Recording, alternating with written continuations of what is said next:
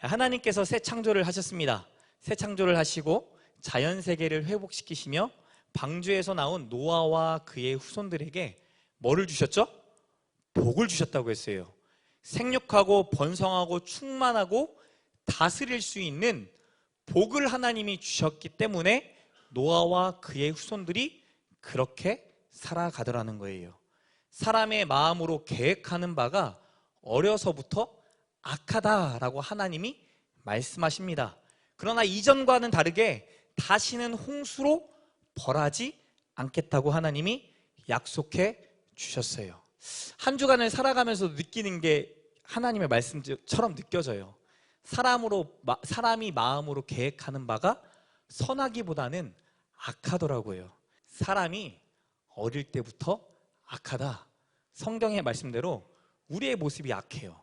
근데 감사한 것은 하나님이 악한 우리를 악한 그대로 내버려 두시고 심판하시는 것이 아니라 하나님의 약속을 주시고 그 약속을 이루어 가시겠다고 하셨다라는 거예요. 그래서 노아와 노아의 자녀들이 또 다른 삶, 새로운 삶을 시작합니다. 20절에 노아가 농사를 시작했다라고 말씀합니다.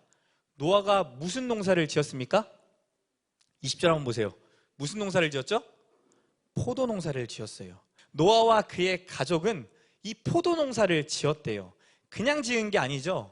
포도 농사를 짓기 위해 수많은 수고와 수많은 땀을 흘려야 했다라는 겁니다.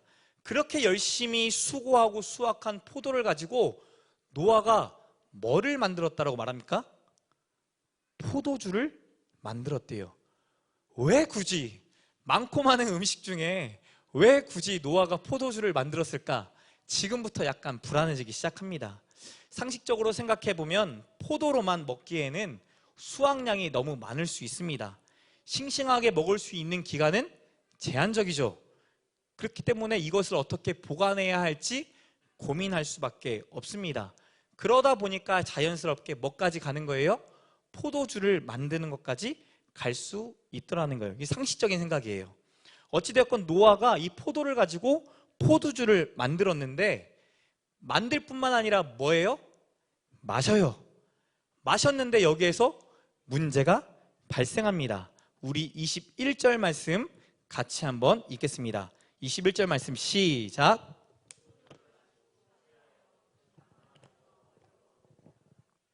네, 포도주를 마셨는데 적당히 마신 게 아니에요. 포도주를 마시고 뭐 했다라고 말하죠? 취했다라고 말합니다. 어떤 분들은 취한 상태가 좋아서 술을 마신다라고 하는 분들도 계십니다. 또 어떤 분들은요, 이성을 놓을 수 있어서 내가 내 마음대로 속에 있던 감정들을 조금이나마 표현할 수 있어서 술을 마신다라고 하는 분들도 있습니다.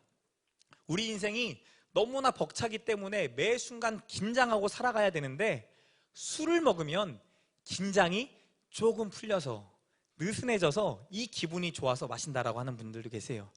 스트레스를 풀기 위해, 놀기 위해 여러 가지 이유로 술을 찾습니다. 술이 가진 가장 큰 취약점이 무엇인 줄 아십니까? 취한다라는 거예요. 취한다라는 것은 자신을 컨트롤할 수 있는 상태를 넘어섰다라는 것을 말합니다. 하나님 앞에서도 사람 앞에서도 자신의 생각과 행동을 컨트롤할 수 없게 되는 상태가 취한 상태라는 거죠. 다스리는 자로 나를 불러주셨고 다스리는 삶을 허락해 주셨는데 다스리는 삶을 살아갈 수 없는 일시적인 정지가 돼버린 상태가 돼버리다는 겁니다. 술에 취해 일어난 비화는 오늘날에도 넘쳐납니다. 한번 웃고 넘어갈 에피소드부터 한 사람이 파괴되고 가정이 파괴되는 심각한 에피소드까지 오늘날 많은 비화들이 있죠. 취하면 다음이 문제라는 거예요. 노아도 취해서 장막 안에서 뭐 했다라고 말하죠? 벌거벗었다라고 말합니다. 야곱도 술에 취해 결혼식을 치른 다음날 아침에 눈을 떠 일어났어요. 근데 옆에 여자가 누구예요? 내가 사랑했던, 내가 그토록 기다렸던 라헬이 아니라 라헬의 언니 레아가 갑자기 내 옆자리에 있는 거예요. 이 사람하고 부부의 관계를 맺어버린 거예요. 뭐였기 때문에? 술에 취했기 때문에. 유다도 술에 취해 며느리들과 잠자리를 취하게 됩니다. 술뿐입니까? 무엇이든 그것에 취하면 문제가 됩니다.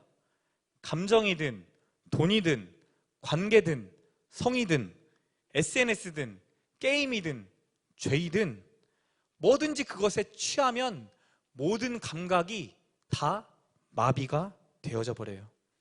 내가 나를 컨트롤할 수 없는 상황에 이르게 됩니다. 사랑하는 우리 웰컴 가족 여러분, 저와 여러분은 무엇에 취하고 계십니까? 노아처럼 벌거벗고 있음에도 취하면 벌거벗고 있음을 스스로 깨닫기가 어렵습니다. 오늘 성령 하나님이 찾아오셔서 스스로 깨닫지 못하는 내 삶에 취해버려 있는 삶의 영역들을 발견하고 회복되는 귀한 시간 되시기를 축복합니다. 벌거벗었다 하면 여러분은 누가 생각이 나십니까? 창세기 3장에 나오는 아담과 하와. 선악과를 먹고 벌거벗었음을 깨닫고 하나님 앞에 숨겼습니다. 이전에는 벌거벗음이 수치가 아니었습니다. 부부간에 너무나 자연스러운 일이었어요. 근데 이 사건 이후로 벌거벗었음이 수치가 되어져 버립니다. 아담과 하와가 벌거벗은 것처럼 노아도 벌거벗어 있습니다. 22절에 둘째 아들 함이 그의 아버지의 하체를 봤다라고 말합니다. 포도주에 취해 드러내지 말아야 할 것들을 드러내고 있는 노아, 그 노아를 지적하고 있는 거죠. 노아가 벌거벗은 것을 세 아들이 알게 되었다라고 성경 저자는 말씀합니다. 우리 22절 말씀 같이 한번 읽겠습니다. 22절 말씀 시작.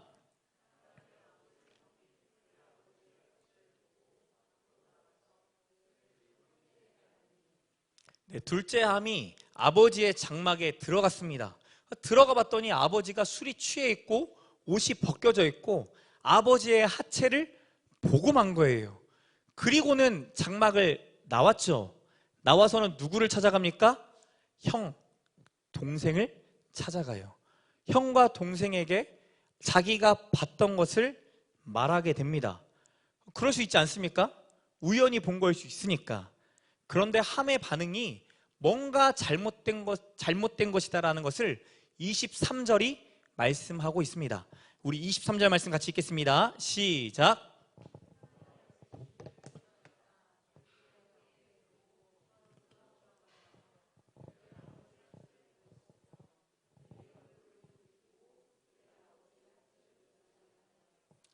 함의 말을 들었던 첫째 셈과 셋째 야벳은 장막에 들어갈 때부터 다릅니다. 옷을 가져갔어요. 그리고 뒷걸음칩니다. 그리고는 아버지의 하체를 보지 않고 가져갔던 옷으로 아버지의 하체를 덮습니다. 그리고 나오죠. 뭐가 생각이 나요? 고려시대, 조선시대에 보면 왕을 만나러 갈 때 얼굴을 보지 못하잖아요. 근데 오늘 성경 말씀을 보니까 셈과 야벳이 노아에게 그렇게 행하고 있어요. 왜일까요? 아버지에 대한 존경, 아버지를 높여드리는 모습이라는 거죠. 아버지에 대한 자식으로서의 예의를 갖추는 것을 보여주고 있습니다. 반면에 둘째 함은 노아의 실수를 알리고 드러냈습니다. 반면에 셈과 야벳은 옷을 덮듯 그의 실수를 덮어주고 있다라는 거죠. 여러분의 자녀가 여러분의 잘못을 드러낸다면 여러분 기분이 어떠세요? 여러분의 친한 동료가 여러분의 실수를 폭로한다고 한다면 여러분은 어떻게 반응하시겠습니까? 여러분이 친했고 여러분이 함께 마음을 나눴던 동료가, 여러분의 친구가 여러분의 수치를 누군가에게 알린다고 한다면 여러분은 어떻게 하시겠어요? 반대로 여러분은 가족이나 직장 동료나 여러분 주변에 있는 친구의 실수에 대해 어떻게 반응하고 계십니까? 실수하고 싶은 사람이 어디 있겠습니까? 그러나 우리는 계속 실수하고 넘어지더라는 거죠. 누군가의 실수를 덮어주는 일이 여러분 쉬우십니까? 이상하게 그 사람의 실수를 알게 됐을 때 누군가에게 말하고 싶지 않으세요? 말한다고 달라지는 것도 아닌데도 불구하고 내가 아닌 또 다른 이 일을 모른 그 사람을 알고 있는 제3자에게 이 이야기를 하고 싶어지는 게 우리의 연약함입니다. 더군다나 그 실수를 덮어줬는데 은혜를 받은 사람이 그 은혜를 모를 때 얼마나 입이 간질간질하세요. 저도 모르게 그렇게 되더라고요. 그런데 반대 상황이 얼마든지 우리의 삶 가운데 일어날 수 있죠. 그게 인생입니다. 하나님의 사람답게 믿음의 선택을 해야 하는데 그러지 못할 때 실수하기도 하고 실수한 것들을 보기도 하는데 그때마다 하나님이 기뻐하실 믿음의 선택을 하는 저와 여러분 되시기를 축복합니다. 술이 깬 노아는 함이 자기에게 행한 일을 알게 되었습니다. 어떻게 알게 되었을까요? 추측해 보건대 누군가가 고자질한 함을 보고 노아에게 또 고자질을 한 거예요. 자기가 뿌린 대로 거두는 것이지만 인간관계가 이것을 볼 때 참 어렵다라는 것을 보게 됩니다. 그러자 노아가 상식적으로 이해할 수 없는 일을 행합니다. 우리 25절 말씀 같이 한번 읽겠습니다. 25절 말씀 시작.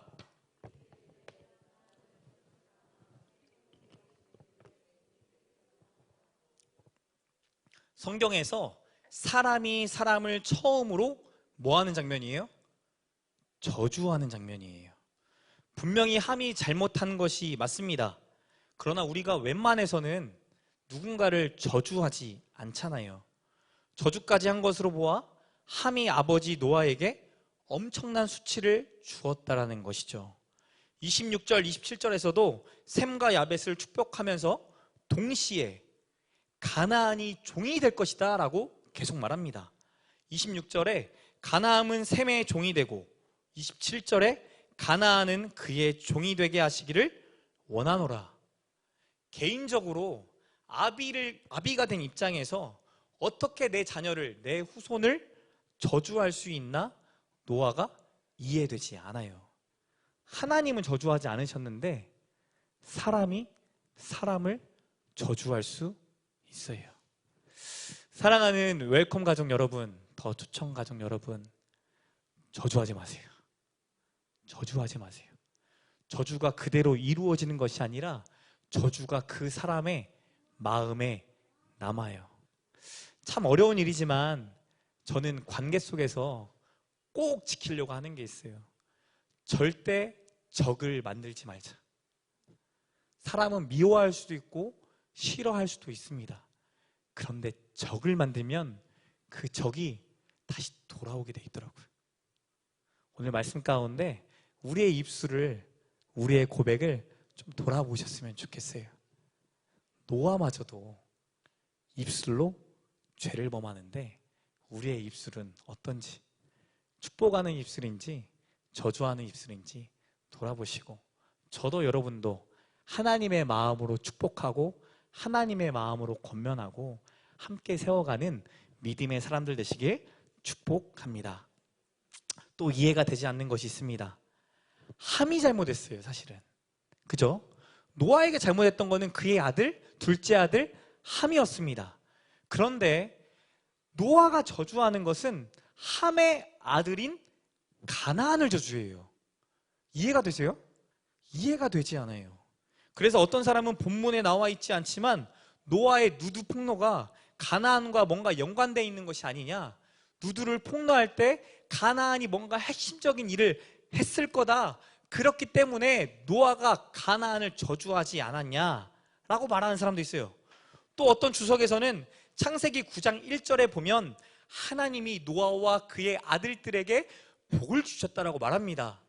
하나님이 복을 준 사람에게 노아가 저주할 수 없었기 때문에 함의 아들인 가나안을 저주하지 않았겠냐라고 말하기도 합니다. 그러나 성경은 함의 행동과 가나안의 저주가 어떻게 연관되어 있는지 전혀 말하고 있지 않아요.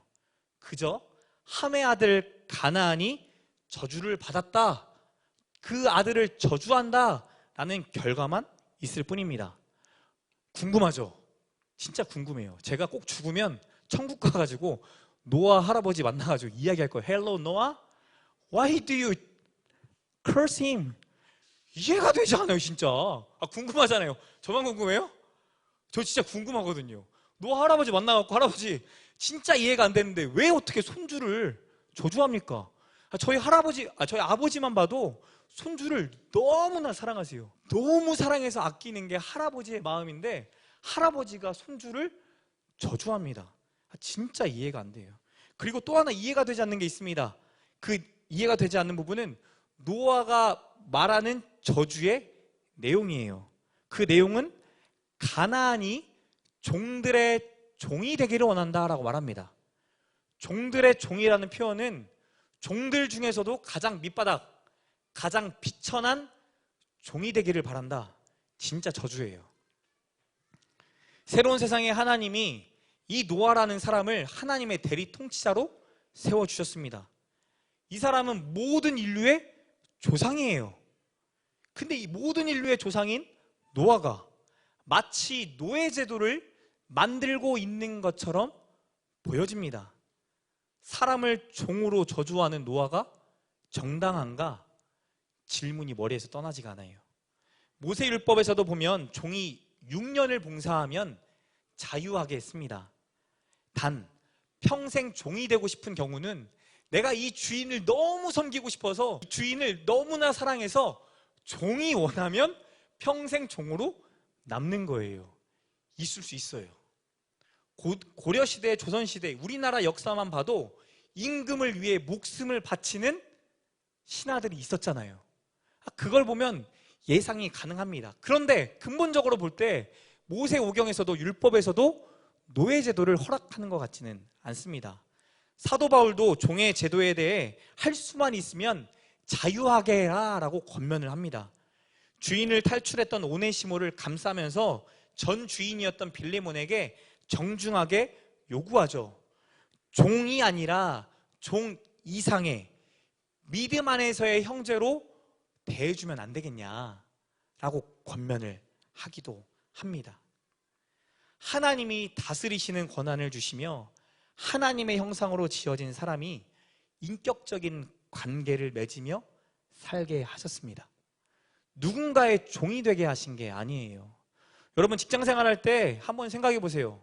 상사이지만 상사의 종입니까 우리가? 아니죠. 제가 담임 목사이지만 우리 사랑하는 전도사님, 강도사님이 저의 종이에요? 아니에요. 질서를 위해 필요한 거고 공동체를 유지하기 위한 질서일 뿐이지 각자의 역할이 다를 뿐이지 위아래 관계가 아니라는 거예요. 인격적인 관계를 맺고 서로가 서로를 위해주고 실수할지라도 함께 그 실수를 버듬어가는 존재, 그게 원래 사람이 맺어야 될 관계라는 거예요. 근데 아이러니하게 노아는 저주할 뿐만 아니라 손자를 저주하더라는 거죠. 노아가 술이 덜 깨서 그랬을까요? 이전까지 노아는 의인으로 하나님과 동행하는 자로 묘사가 되었습니다. 그랬던 노아 이야기의 마지막이 술에 취해 장막 안에서 벌거벗었다. 그리고 난 이후에 손자 가나안을 저주했다라는 어처구니 없는 사건으로 마무리가 됩니다. 노아 이야기의 패턴은 구약에서 계속적으로 반복되는 이야기입니다. 사사시대, 왕정시대, 사사들이나 왕들에 대한 평가를 비교해 보면 노아의 술 취함과 저주는 그 의미가 명확해집니다. 하나님의 소명과 성령의 인도하심 속에서 계속 의심하고 하나님과 흥정하고 하나님을 시험하고 개인적인 정욕을 위해 하나님을 마음대로 했던 사사와 왕들의 이야기가 구약 성경에 가득합니다. 사울의 경우 하나님의 보시기에 정직하게 행했었습니다. 그러나 뭐를 제거하지 않았어요? 신당을 제거하지 않았어요. 신당을 제거하지 않으니까 어떻게 돼요? 백성들이 계속 우상한테 가서 절하는 거예요. 우상한테 가서 제사하는 거예요. 이스라엘 역사상 가장 의롭다라고 불렸던 히스기야와 요시야의 경우도 마찬가지입니다. 노아만 의로웠다가 변질된 것이 아니라 성경에 나와 있는 구약의 모든 인물이 다 그렇더라고요. 노아가 누구입니까? 의인이고 당대의 완전한 자였으며 하나님과 동행했던 자입니다. 세상을 심판하시고 모든 것을 다시 시작할 때 하나님께 은혜를 입었던 자, 하나님이 선택했던 사람이 바로 노아였어요. 그렇게 모든 인류의 조상이 되었고 모든 가정의 대표가 된 사람이 노아입니다. 그랬던 노아도 술에 취해 벌거벗은 자가 되었다라고 성경이 말하고 있는 거죠. 하나님의 은혜를 입고 의인이 되었고 하나님과 동행했던 자이지만 술 취한 그 순간만큼은 하나님과 단절돼 버린 상태, 그 상태가 되어버렸다는 거예요. 본문에서는 성경 저자가 술 취했다, 이것이 죄다라고 말하고 있지는 않습니다. 그럼에도 불구하고 노아의 술 취함이 결국에는 안 좋은 결과를 초래했다라는 거예요. 노아의 축복과 저주가 이루어졌나 안 졌나 나중에 한번 따져봐야 합니다. 이 일로, 그럼에도 불구하고 우리가 알 수 있는 것은 이 일로 형제가 나뉘어졌고 가족이 깨졌다는 것은 분명한 사실이라는 거예요. 의인인 노아조차 당연히 허물이 있음에도 불구하고 그 노아가 그 허물 때문에, 죄 때문에 넘어질 수 있는 보편적인 타락한 사람이다라는 것을 성경이 증거합니다. 여러분, 온전한 자가 되고 싶지 않으세요? 좀 완벽한 자가 되고 싶지 않으세요? 직장에서도 뭔가 온전하고 완벽해서 인정받고 싶은 사람 되고 싶지 않습니까? 사람의 마음이 계획하는 바가 어려서부터 악하다. 온전하고 싶어 하는데, 완전해지고 싶은데 그 마음이 악한 연약함이 우리에게 있다라는 거예요. 우리 스스로 온전하고 완전할 수 있는가? 없다라고 성경이 못을 받고 있는 거죠. 그리고 완전할 수 없는 우리의 연약함을 누가 알고 계신다? 하나님이 알고 계신다라는 거예요. 인간의 실수와 저주, 잘못된 여러 가지 선택 속에서도 신실하신 하나님은 이스라엘 백성을 절대 포기하지 않고 이끄셨다. 그들이 넘어지고 좌절하고 쓰러지나 이들이 입으로 담지 않아야 될 말을 하고 있지만 그럼에도 불구하고 그 사람을 내가 하나님의 자녀로 삼았으니 그들을 책임지신다라는 게 구약 성경의 말씀이에요. 그 증인이 이스라엘 백성이었어요. 한번 생각해 보세요. 이스라엘 백성이 이집트에 있을 때 뭐로 살았습니까? 종으로 살았어요. 노아는 가나안을 저주했지만 사실은 얼마 전까지 종이었던 사람이 누구였어요? 이스라엘 백성이었어요. 그러면 누가 저주받은 거예요, 사실은? 이스라엘 백성이 400년 동안 저주를 받았던 거나 마찬가지예요. 성경은 무슨 얘기하고 있는 거예요? 종으로 살았던 우리, 다 누구든 종이 될 수 있는 사람, 죄의 종으로 죄를 지을 수밖에 없고 넘어질 수 없는 우리를 하나님이 참으셨다라는 거예요. 입술로 저주하나 그 저주를 이루시는 게 아니라 하나님의 뜻 가운데 하나님의 백성을 구원하시기 위해 하나님의 뜻을 이뤄가시더라 라고 말하고 있어요. 사랑하는 웰컴 가족 여러분, 우리 더추천교회 여러분, 이 시간 같이 말씀을 마무리하려고 하는데요. 오늘 본문 말씀은 신학자들도 참 어렵다, 난해하다라고 말하고 있는 성경 본문입니다. 저도 이게 화요일부터 설교 준비를 사실 시작했는데 어제 밤 새벽까지도 사실은 너무 어렵더라고요. 그런데도 불구하고 제가 이 말씀을 보면서 깨닫게 되는 거, 이번 한 주간의 삶을 통해 이 장례를 치르면서 깨닫게 되는 것은 하나님이 저희를 종으로 저주하신 적이 없다라는 거예요. 하나님은 이스라엘 백성, 종이었던 이스라엘 백성을 하나님의 자녀 삼아주시고 그 자녀가 자녀답게 살아갈 수 있도록 계속 정체성에 대해 얘기해 주고 계세요. 지난주에 심준호 목사님이 그렇게 말씀하셨죠. 죄의 종이 아니라 우리는 뭐의 종이다? 의의 종이다. 율법에 묶여서 죄책감의 신앙생활을 해야 되는 게 아니라 자유함으로, 내가 열심히 해서 의로워진 것이 아니라 하나님이 나를 의롭다 말씀하시니 의인이 된 것처럼 그렇게 자유하며 살아가야 된다 말했어요. 올 연말까지 우리는 계속 정체성에 대해서 얘기만 할 거예요. 하나님이 나를 누구라 말하시고 어떤 자라 말하시는지 계속 돌아볼 거예요. 그러면서 내가 하나님 안에 변화되어지고 내가 미처 발견하지 못했던 나의 모습을 발견했으면 좋겠어요. 하나님은 우리를 얼마나 사랑하실까요? 하나님은 얼마나 우리를 기뻐하실까요? 광야를 걸어가고 있는 이스라엘 백성에게 그거 말하고 있는 거예요. 종으로 살아가는 삶이 아니라 자녀로 살아가는 삶을 위해 내가 400년 동안 기다렸고 너네에게 젖과 꿀이 흐르는 땅 가나안 땅으로 인도하고 있다. 오늘 그 놀라운 비밀이 깨달아지고 우리의 입술 속에서도 하나님의 마음으로 축복하는 놀라운 은혜가 있기를 축복합니다. 오늘 가셔서 꼭 축복하셔야 돼요. 진짜 하셔야 됩니다. 믿음을 가지고 여러분 자녀들을 보시고 꼭 축복하는 시간을 가져주시기 바랍니다. 여러분의 배우자에게 꼭 축복해주는 시간을 갖기를 바랍니다. 부모에게 꼭 축복해주는 시간을 가지시기 바래요. 정말 축복한다, 정말 사랑한다, 하나님의 마음으로 축복한다. 그 고백이 하나님이 기억하시고 하나님이 이뤄가실 줄 믿습니다. 우리 같이 약할 때 강함 대신에 찬양하실 텐데요, 우리도 무너져요. 근데 그때 하나님이 우리와 함께 하시면 될 줄 믿습니다. 같이 찬양합시다.